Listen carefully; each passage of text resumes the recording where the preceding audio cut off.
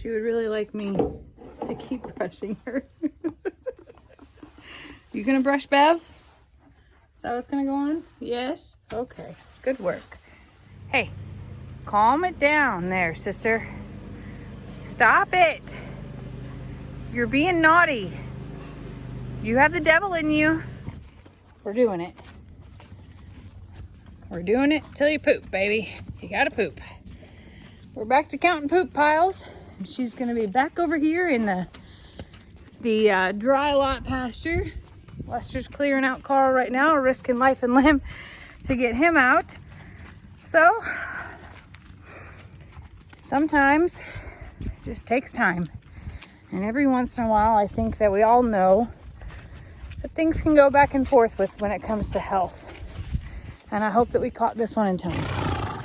I hear you, baby. I hear you.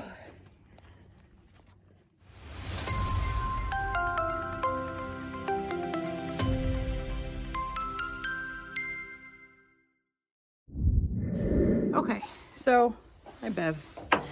I walked out here to Lester videoing and Dixie was on the ground. I was coming out literally with my tools to clean her feet. It rained last night. I do her feet every single mid-morning-ish. And in reality, she was just laying down and let me do her feet. And they looked really good. Like I barely had anything to scrape out of them. So, Beverly, you're being a good friend. I know. You're being a really great friend. And this is about you just as much, okay? Thank you for protecting her. My thing is, was she simply just tired? Are you tired? I hear her belly moving okay. You just didn't feel good this morning?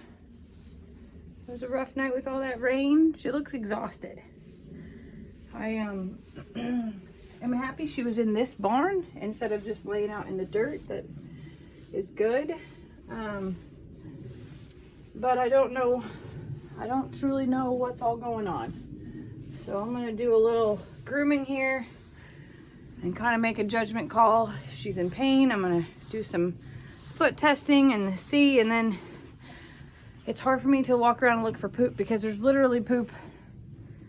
There's poop because we're out in the pasture. So I can't test all of those things. But I'm going to get her walking. And I'm happy that she's on her feet. So more to come. Are you okay, baby? Look like maybe. I know. She knows that. That I have this brush man. She's like, why are you stopping? Why are you doing this? So we've had some Gatorade. We've had our Tums. She would really like me to keep brushing her. You gonna brush Bev? Is that what's gonna go on? Yes? Okay, good work. So, let's just go on and get a little bit more Gatorade in the rope halter. It is, we brought her into this pasture for her mental state, but also because there was nothing growing in here. It's rained a few more times now. We've had some hot sunny days, and even as you can see behind me, the ryegrass is starting to come back, which we know is not good for her. So she's gotta, yeah, she's hurting a little bit today. Poor babe.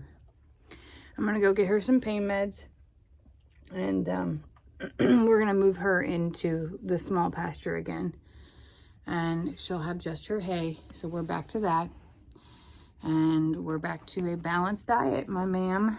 No more ryegrass. She probably got out and about and was eating some last night.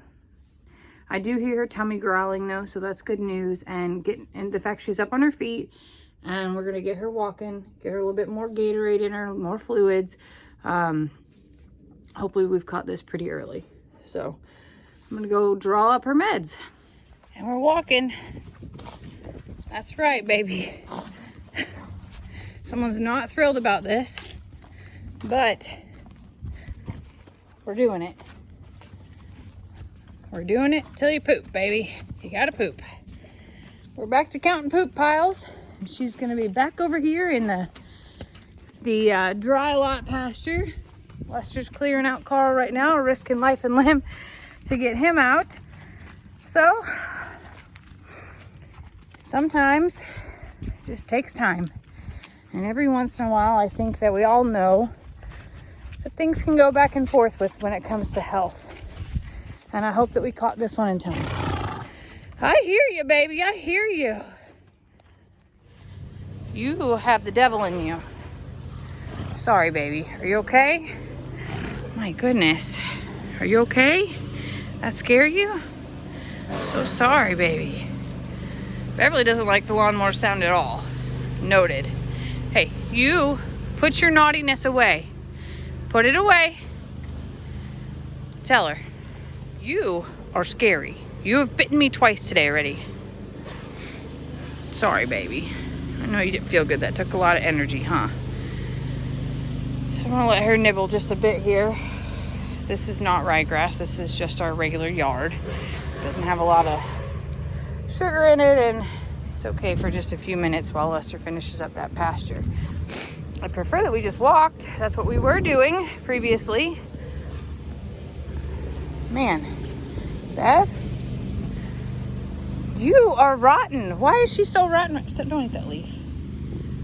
Okay. Beverly's gonna get a rope halter too. And Beverly's gonna learn how to walk on it. How do you feel about that? Does that make your life better? It's probably gonna make mine better, I'm not gonna lie. Hey, calm it down there, sister. Stop it. You're being naughty. You have the devil in you. I know that you do. That's that little sass that's inside her. Is there something wrong with your ear? You have a fly buzzing around your ear or something?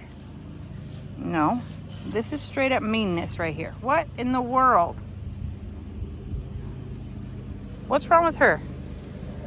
I was talking about acorns and how they make you can be drunk, and you need to not have any acorns.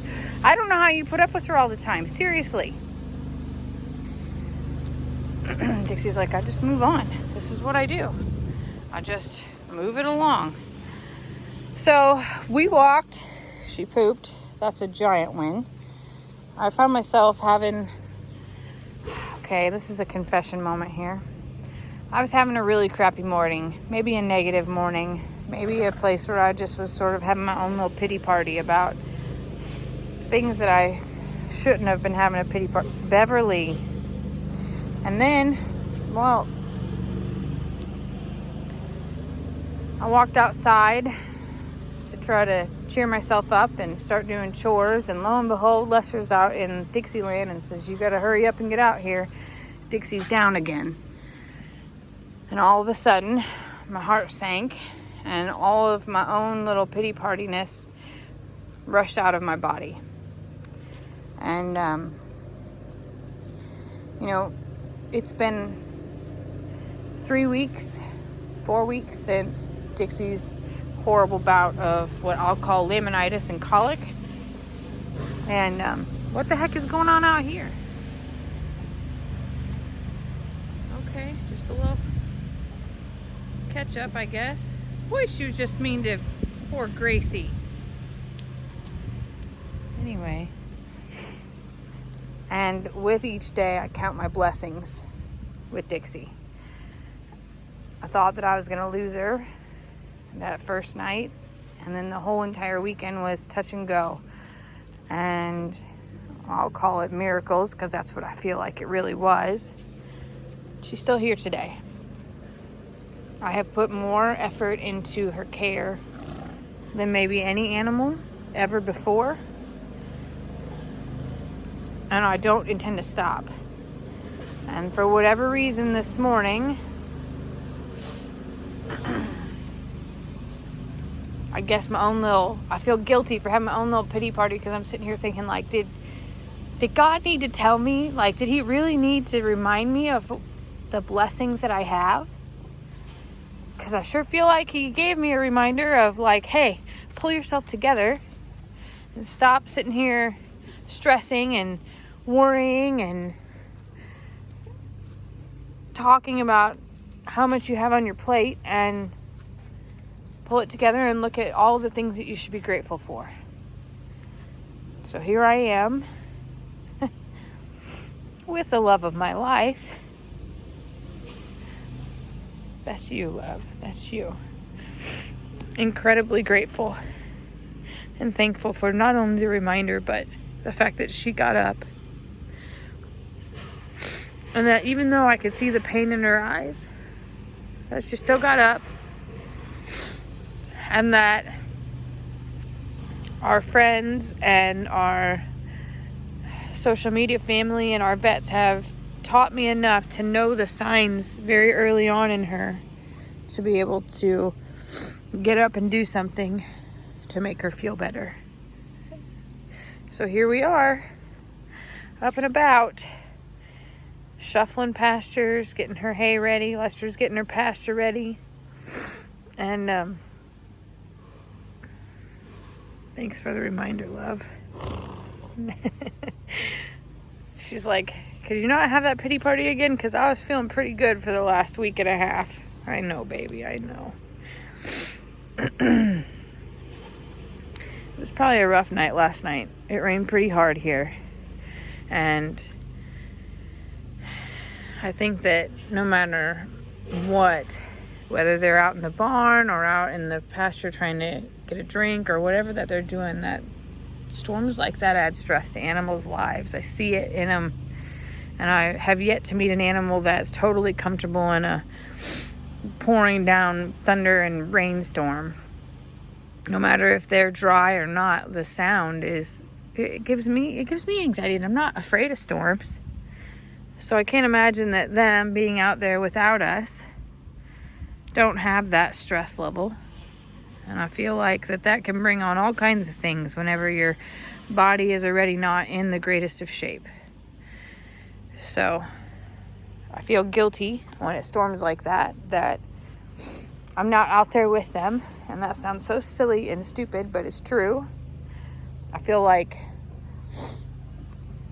I want to my presence alone might help. And I don't know. I can't be in 130 places at once. And I feel bad for that. And Lester tells me that that's ridiculous. And that there are animals all over the world that find their own way to go through storms. And I realize that, but I don't think that all of those animals have PTSD from hurricanes and other things. Beverly, you need to stop being ornery, love. So, thanks, universe, for the reminder today. And I'll do better at counting my blessings moving forward. Even you, Beverly, you're a blessing. She would really like Dixie to go ahead and move on. Dad just says that your pasture's ready. You ready to go in? He's going to move your hay next. Let's get going, love.